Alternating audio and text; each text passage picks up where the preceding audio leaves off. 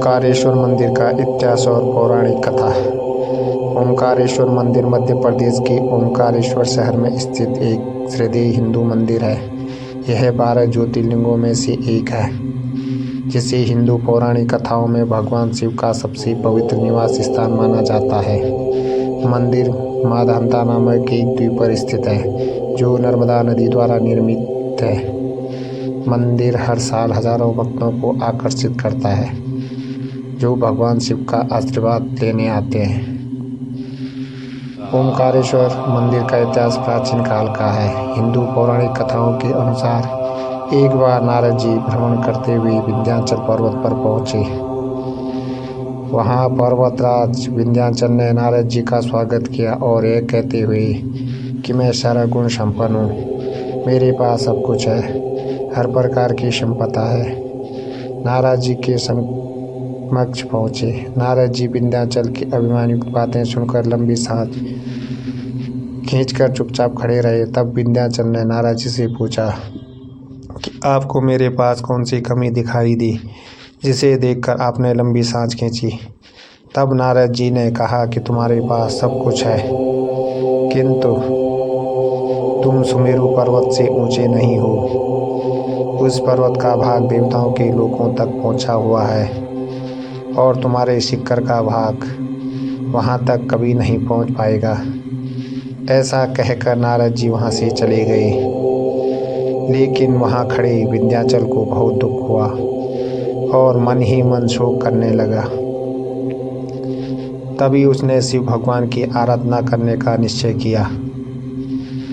जहाँ पर साक्षात ओमकार विद्यमान है, वहाँ पर उन्होंने शिवलिंग स्थापित किया और लगातार प्रसन्न मन से 6 महीने तक पूजा की।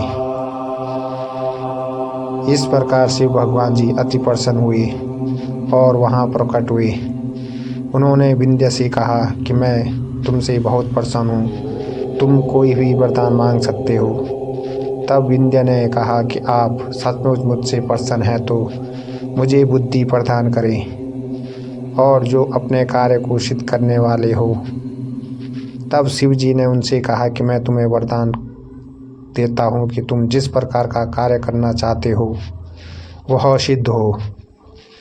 वर देने के पश्चात वहाँ कुछ देवता और ऋषि भी आ गए। उन सभी ने भगवान शिव जी की पूजा की और प्रार्थना की कि हे प्रभु, आप सदा के लिए यहाँ विराजमान हो जाइए। शिव भगवान अत्यंत प्रसन्न हुए। लोक कल्याण करने वाले भगवान शिव ने उन लोगों की बात मान ली और वह ओमकार लिंग 2 लिंगों में विभक्त हो गया। जो पार्थिव लिंग विंध्य के द्वारा बनाया गया था, वह परमेश्वर लिंग के नाम से जाना जाता है, और जो भगवान शिव जहाँ स्थापित हुए वह लिंग ओमकार लिंग कहलाता है। परमेश्वर लिंग को अलमेश्वर लिंग भी कहा जाता है और तब से ही ये दोनों शिवलिंग जगत में प्रसिद्ध हुए। ओमकारेश्वर ज्योतिर्लिंग प्राचीन हिंदू मंदिर वास्तुकला का एक सुंदर उदाहरण है। मंदिर परिसर में विभिन्न देवताओं को समर्पित कई छोटे और बड़े मंदिर हैं। भगवान शिव को समर्पित मुख्य मंदिर 80 फीट की ऊंचाई वाला 5 मंजिला संरचना है। मंदिर वास्तुकला की नागर शैली में बनाया गया है, जो इसकी घुमावदार आकृति और जटिल नक्काशी की विशेषता है।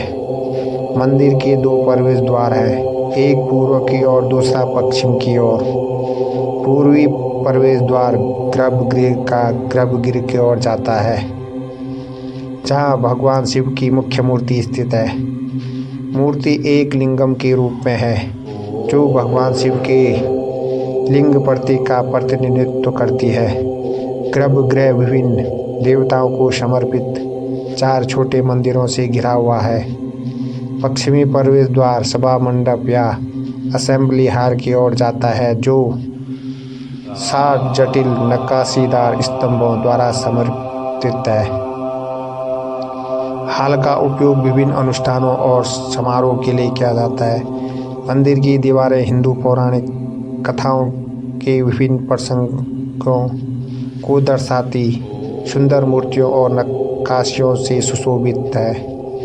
मंदिर में एक बड़ा प्रांगण भी है जहाँ भक्त प्रार्थना कर सकते हैं और अनुष्ठान कर सकते हैं। आंगन विभिन्न देवताओं को समर्पित कई छोटे मंदिरों से घिरा हुआ है।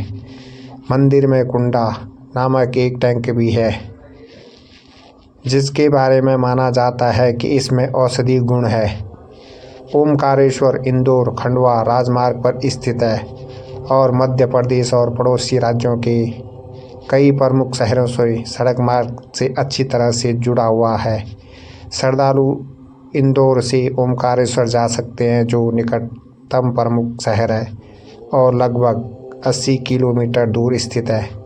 यातायात और सड़क की स्थिति के आधार पर यात्रा में लगभग 2-3 घंटे लगते हैं। ओमकारेश्वर पहुंचने के लिए टैक्सी किराए पर ले सकते हैं या इंदौर से बस ले सकते हैं।